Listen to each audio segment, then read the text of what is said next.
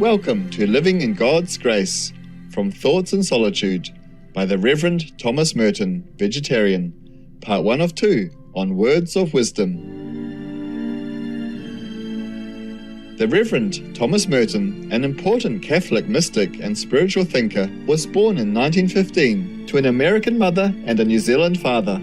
The many life situations he encountered in his youth led him to explore religion and spirituality, and eventually to devote his life to God by becoming a monk and later a deacon at the Abbey of Gethsemane, a part of the Order of Trappists in Kentucky, USA. He also enjoyed living alone in a hermitage in the monastery's wilderness area. During his monastic life, Thomas Merton developed his writing talent by translating religious texts and writing biographies.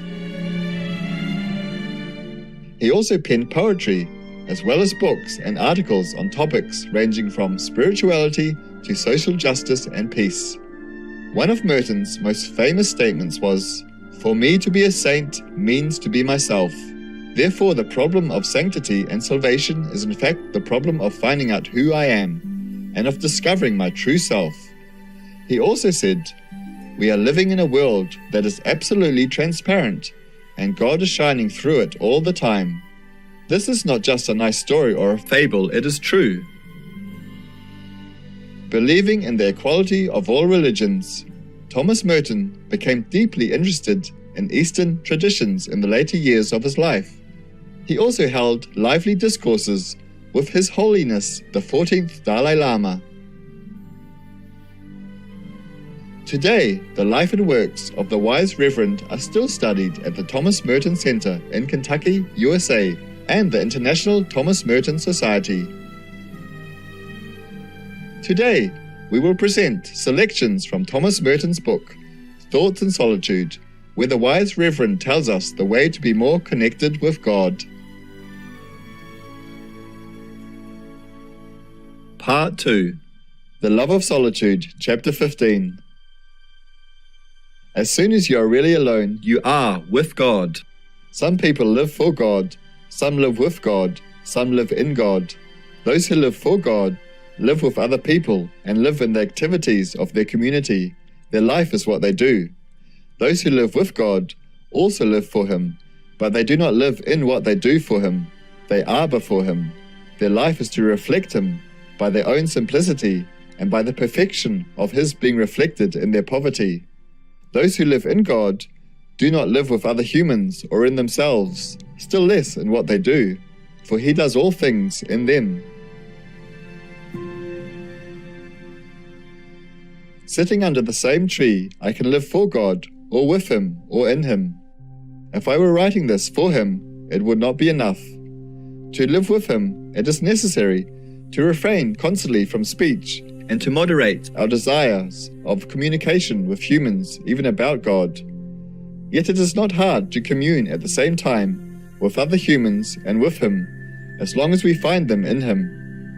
Solitary life, essentially the most simple, common life prepares for it insofar as we find God in the simplicity of common life, then seek Him more and find Him better in the greater simplicity of solitude. But if our community life is intensely complicated through our own fault, we are likely to become even more complicated in solitude. Do not flee to solitude from the community. Find God first in the community. Then He will lead you to solitude. A human cannot understand the true value of silence unless he has a real respect for the validity of language, for the reality which is expressible in language is found face to face and without medium in silence. Nor would we find this reality in itself, that is to say, in its own silence, unless we were first brought there by language. Chapter 16. We find God in our own being, which is the mirror of God. But how do we find our being? Actions are the doors and windows of being. Unless we act, we have no way of knowing what we are. And the experience of our existence is impossible without some experience of knowing or some experience of experience. Hence, we cannot find the depths of our being by renouncing all activity. If we renounce spiritual activity, we can relapse into a certain darkness and peace, but it is the darkness and peace of the flesh.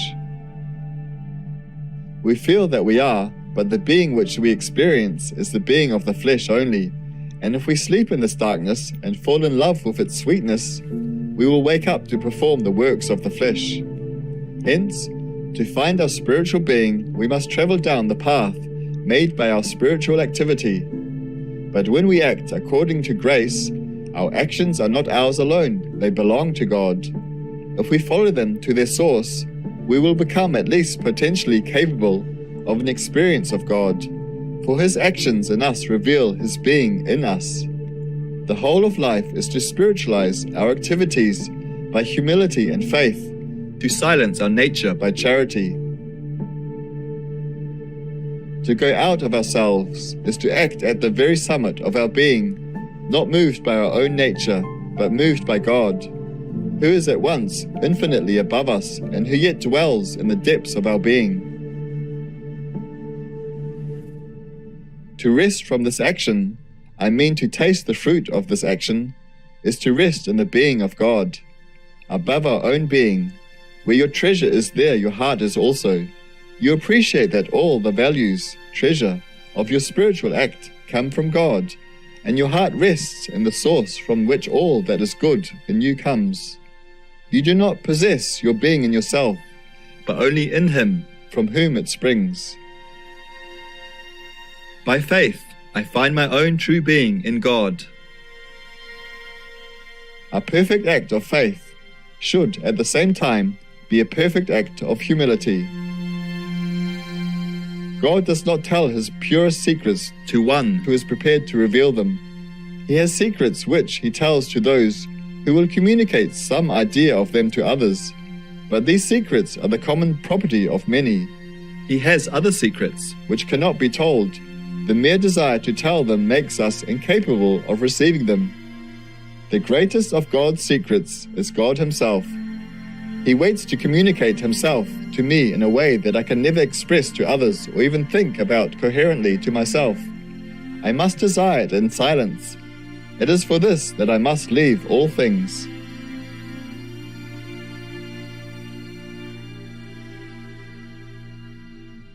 Chapter 17. The great work of the solitary life is gratitude.